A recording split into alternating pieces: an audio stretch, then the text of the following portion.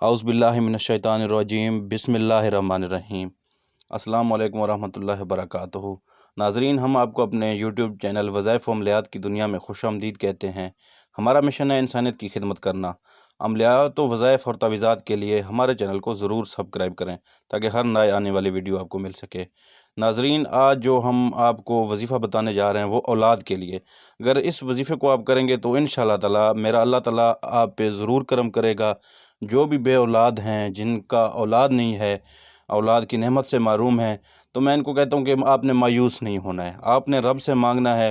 تو جو بھی اپنے رب سے مانگتا ہے، اللہ تعالیٰ سے مانگتا ہے، تو اللہ تعالیٰ اسے ضرور عطا فرماتے ہیں۔ جو بھی بے اولاد تھے انہوں نے یہ وظیفہ کیا، یہ تعویذ پہ عمل کیا، تو یہ تعویذ انہوں نے استعمال کیا، اللہ تعالیٰ نے ان کو اولاد نرینہ عطا فرمایا۔ کافی سارے بے جوڑے افراد ہیں جن کے پاس اولاد نہیں ہے، مایوس ہوتے ہیں۔ میں ان کو کہتا ہوں آپ مایوس نہ ہو، انشاءاللہ تعالیٰ اللہ تعالیٰ آپ کے دامن کو خوشیوں سے بھر دے گا انشاءاللہ تعالیٰ۔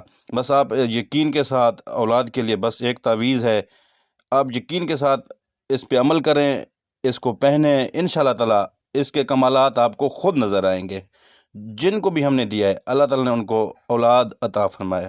تو ناظرین، انشاءاللہ اس کے عمل کرنے کے بعد آپ کو اولاد ہوگا، کیونکہ جو بھی وظائف ہوتے ہیں، عملیات ہوتے ہیں، تعویذات ہوتے ہیں، اب اگر ہم ان پہ یقین کے ساتھ عمل کریں تو اللہ تعالیٰ بھی کرم فرماتا ہے، تو مایوسی گناہ ہے۔